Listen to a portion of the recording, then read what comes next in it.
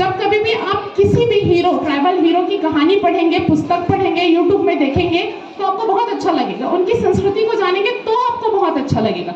बहुत अलग टाइप की संस्कृति होती है और बहुत अच्छी संस्कृति होती है। मैं इतनी ही बातों के साथ अपनी वाणी को विराम दूंगी।